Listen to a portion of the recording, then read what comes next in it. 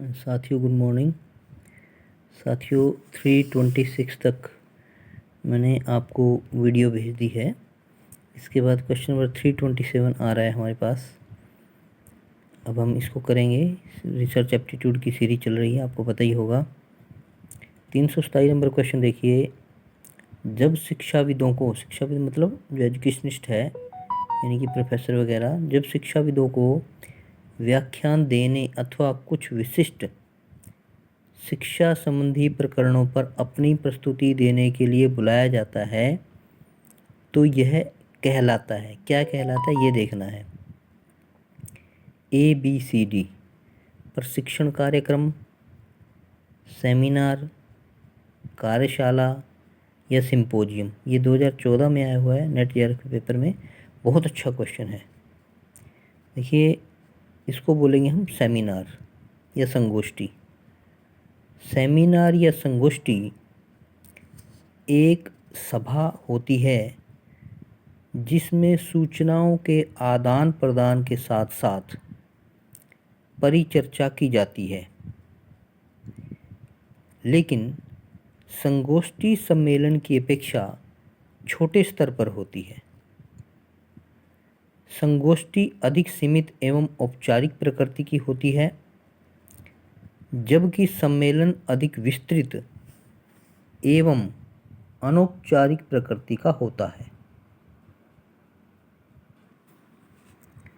संगोष्ठी में परिचर्चा सीमित समय में अधिक गंभीर विषयों पर होती है।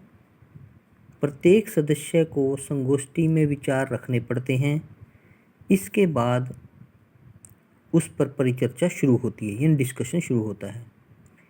संगोष्ठी की व्यवस्था प्रबंध तंत्र के विभिन्न स्तरों पर की जाती है, जिन्हें 4 भागों में बांट सकते हैं।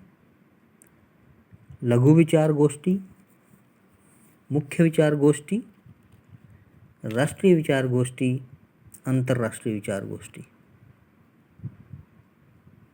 ये था आपका क्वेश्चन नंबर 327। आशा करता हूँ क्लियर हो गया होगा। इस पर नेक्स्ट क्वेश्चन की ओर बढ़ते हैं। Question number 328। निम्नलिखित में से किस क्रियाकलाप में सृजनशील और समीक्षात्मक चिंतन के संपोषण की अधिक क्षमता है? क्वेश्चन दोबारा से देख लेते हैं। निम्नलिखित में से किस क्रियाकलाप में सृजनशील और समीक्षात्मक चिंतन के संपोषण की अधिक क्षमता है? ABCD: कार्यशाला में भागीदारी, शोध सारांश को तैयार करना, संगोष्ठी में शोध लेख को प्रस्तुत करना, शोध सम्मेलन में भागीदारी। ये जुलाई 2018 में आया हुआ नेट के पेपर में। देखिए एक्सप्लेनेशन देखिए। D: शोध सम्मेलन। इनके बारे में आपको पता होना चाहिए, क्या कॉन्फ्रेंस क्या होती है, सम्मेलन क्या होती है, कार्यशाला या वर्कशॉप क्या होती है। शोध सम्मेलन देखिए एक सभा होती है जिसका उद्देश्य सृजनशील, समीक्षात्मक एवं रचनात्मक चिंतन का विकास करना होता है। सम्मेलन संगोष्ठी की अपेक्षा बड़े स्तर पर होता है। सम्मेलन अधिक विस्तृत एवं अनौपचारिक प्रकृति का होता है। यह एक सभा होती है जहां सदस्य अपने ज्ञान का संग्रहण करते हैं, प्रस्तुत विषय से संबंधित अपने विचारों एवं दृष्टिकोण का आदान प्रदान करते हैं। सम्मेलन में सदस्य अपनी व्यक्तिगत एवं सामूहिक समस्याओं पर विचार विमर्श करते हैं। ये था आपका क्वेश्चन नंबर 328 और 327। आशा ही नहीं विश्वास है कि आपको ये क्वेश्चन समझ में आ रहे होंगे और आप साथ साथ अपने नोट्स भी तैयार कर रहे होंगे। मैंने आपको एक ही चीज़ बताई थी कि मैं आपको डेली, कुछ कारण रहा है पीछे 2-4 दिन मैं आपको क्वेश्चन नहीं भेज पाया, वीडियो नहीं भेज पाया। कई बार ऐसे अनअवॉइडेबल हो जाते हैं बातें कि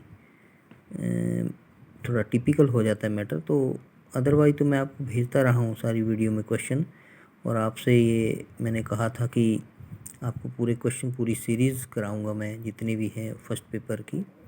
और मैंने ये भी कहा था कि अगर कोई स्टूडेंट सेकंड पेपर के लिए क्वेश्चन करना चाहता तो वो भी कमेंट कर दे, वो भी सब्जेक्ट लिख के भेज दे, वो मैं करवा दूंगा। लेकिन आपने कोई रिस्पॉन्स नहीं दिया सेकंड पेपर का, तो फिर मैंने कहा ठीक है, जब आप नहीं चाहते तो कोई बात नहीं, फर्स्ट पेपर के लिए हम अपना बढ़ रहे हैं आगे।